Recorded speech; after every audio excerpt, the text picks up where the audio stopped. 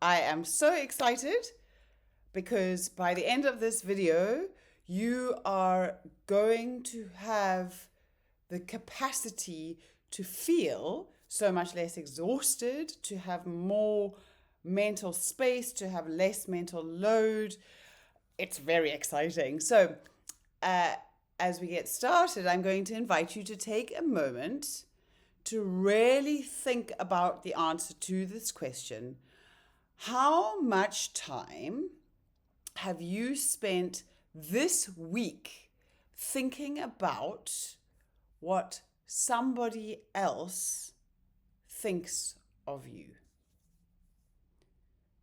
So take a moment to think about that. Was it after a meeting? Maybe it was after you sent a message to somebody, or maybe it was after you made a decision about something, or maybe you didn't make a decision because of what you thought or what you were worried they were thinking about you. So, how much time have you given to what other people are thinking?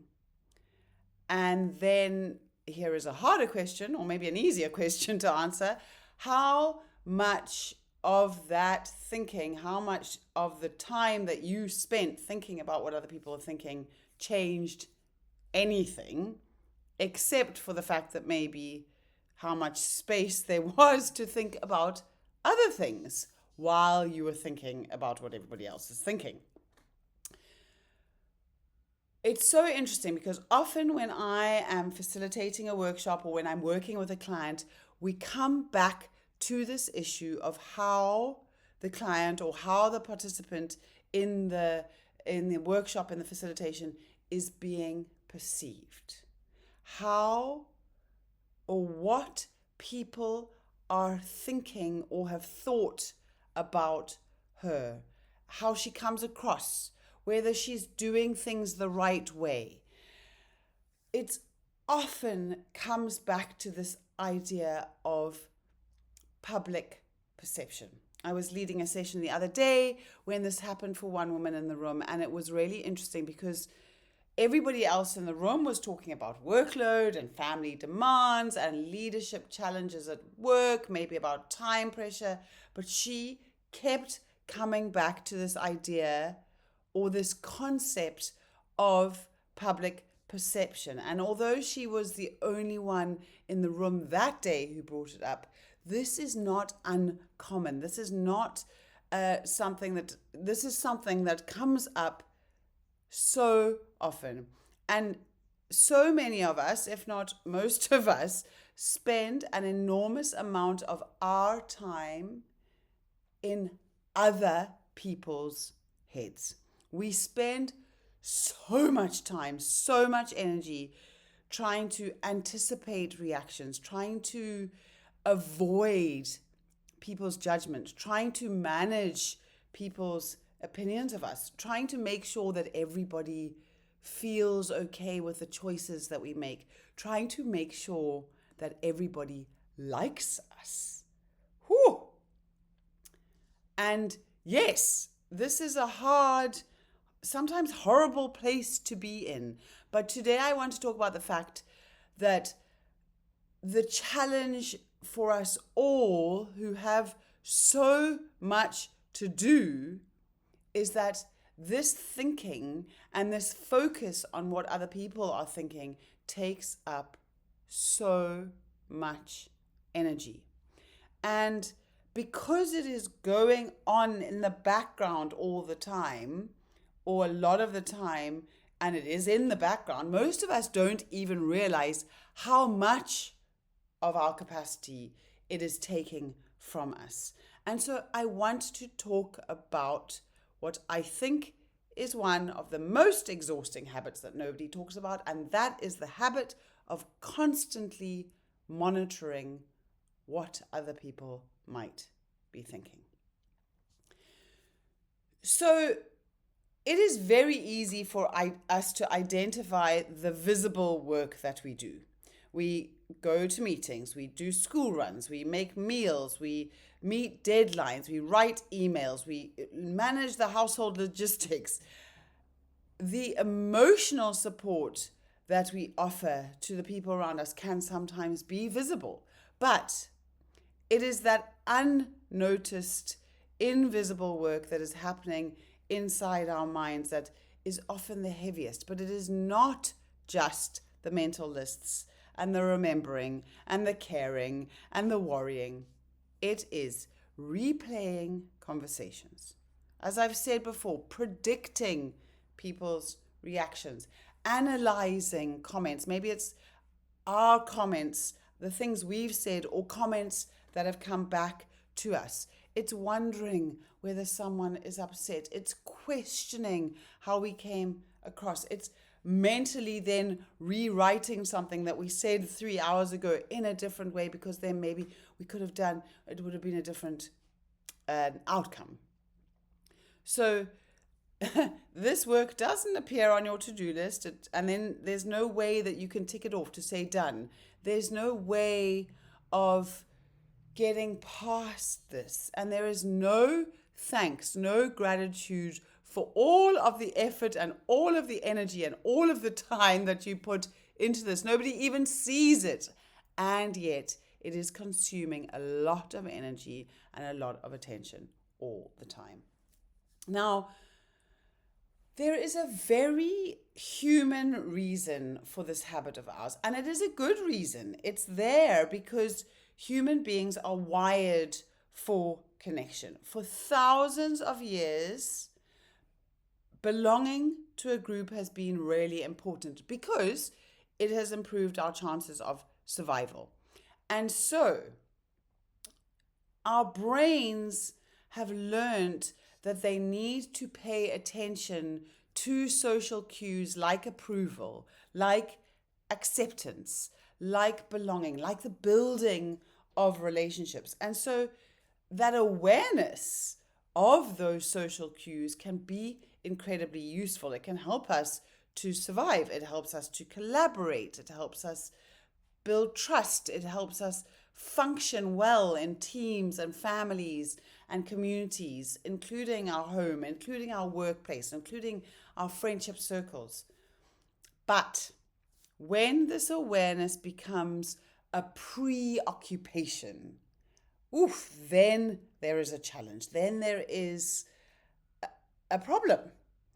When we stop simply just noticing someone's reaction and, oh, okay, maybe I could do this, maybe I could try that, or that's interesting, that person's responding that way. When we start carrying that reaction, holding that reaction, replaying that reaction in our heads all day long, then this habit, this what was protecting you is no longer serving you. It's now robbing you.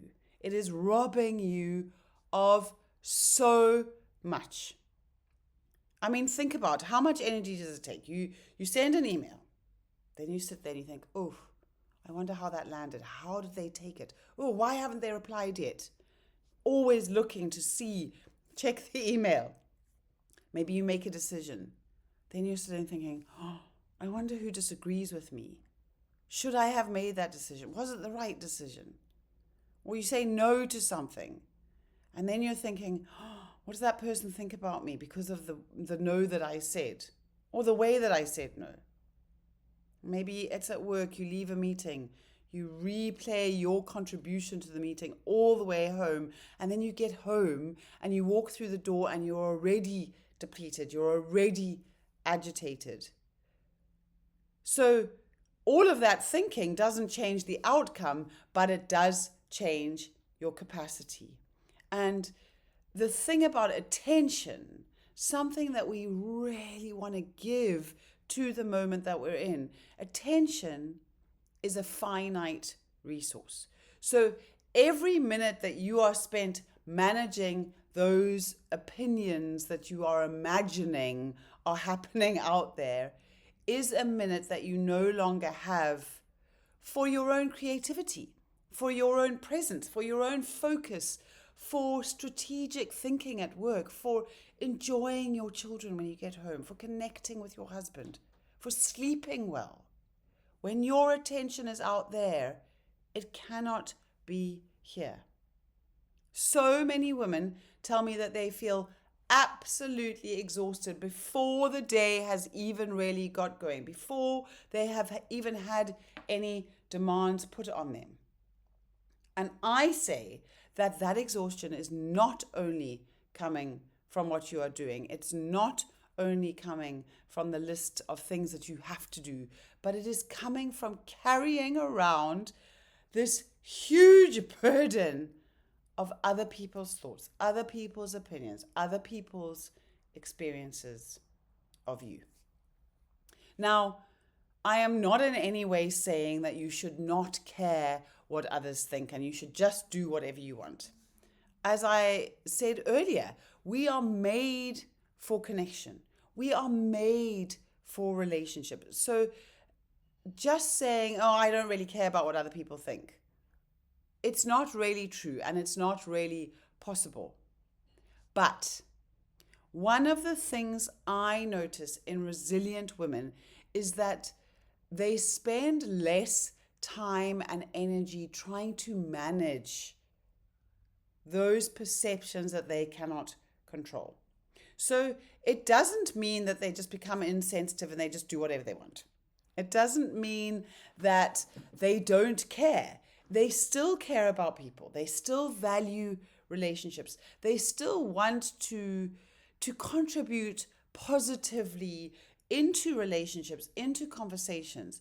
But what changes is where they place their attention and how much attention they give to the things that they are thinking about. So instead of maybe asking a question, ooh, what does everyone think about this? Maybe a resilient woman would ask a question like, is this important to me? Does this align with my values? Or maybe they would ask a question like, is this the best decision I can make with the information I have? And then make the decision and move on. They can ask a question like, have I acted with integrity? Do I feel clear and confident about the way that I have done something? These questions that you ask create clarity. Whereas that first question, that one of, oh, what does everybody think about this? Or, what does everybody think? Or what will everybody think about me? That question creates endless mental loops. And when we're stuck in a mental loop, we have no clarity.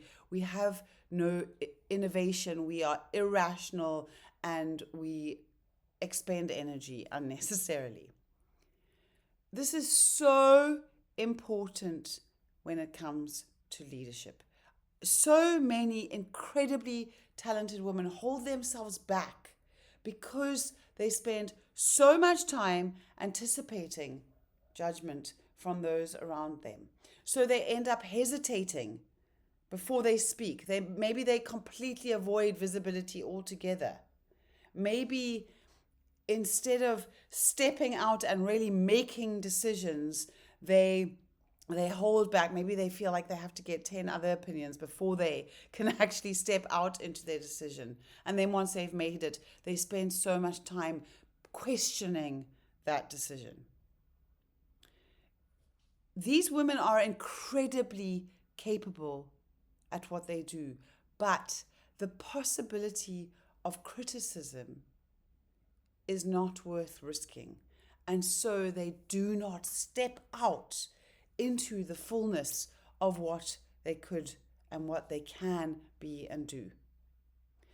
But the leaders, and I have seen these leaders who are able to sustain their performance over time, understand that leadership, that stepping up to lead, requires a willingness to be misunderstood sometimes. You are going to be seen as wrong. You are going to potentially upset the apple cart. You are going to disappoint people sometimes. You are going to make decisions that not everybody is going to agree with. But that takes resilience. And that specifically takes one of the skills of resilience, which is acceptance. Acceptance that not everybody is going to like you. Acceptance is that not everybody is going to like what you say or what you do 100% of the time, but that's okay. Your value is still intact, even if everybody does not like or does not want what you have had to say or what you've done. So for the next week, I want you to start noticing something. Every time you catch yourself wondering what somebody else thinks or what somebody else might be thinking, just stop. Ask yourself the question, is this true? So maybe it feels true to you, but is this fact? Or is it my opinion or my fear? Because most of the time, the answer to that question, is this true, will be no. So then you can ask yourself, okay, what information do I actually have? What do I know to be true? And what is my opinion or my fear or my thought around what they might be thinking? Then you can shift out of assumption and you can shift back into actually, this is the reality. And when you've moved out of assumption into reality, you have this incredible space. You're now not living in this loop of that assumption, of that fear. You do not need to carry around every imagined opinion. You do not need to solve every possible reaction of everyone around you to you. Stop spending all your precious energy managing thoughts that may or may not even exist. What a waste of your beautiful time. The more time you spend and the more attention and energy you spend on your own life, on your own values, on your own choices, the more capacity becomes available for those things, for the things that matter. The more of you that you have to give to those around you. I know that this is not easy, but this is one of the most liberating results that comes with building your resilience. Let me tell you that the space and the energy and the creativity and the patience and the peace that you will have when you stop giving your attention to all that mind reading is remarkable. It is so exciting. If this is something that you are longing for, this is the joy that I love to bring to people's lives. If you have heard yourself in this and you just want to stop mind reading, you want to stop giving your attention to all of that, book your free resilience audit in the link in the show notes. Let's have a chat about what is taking up space in your head. Let's look at how you can put some of that down so you have more space, more energy, more capacity for the things that matter.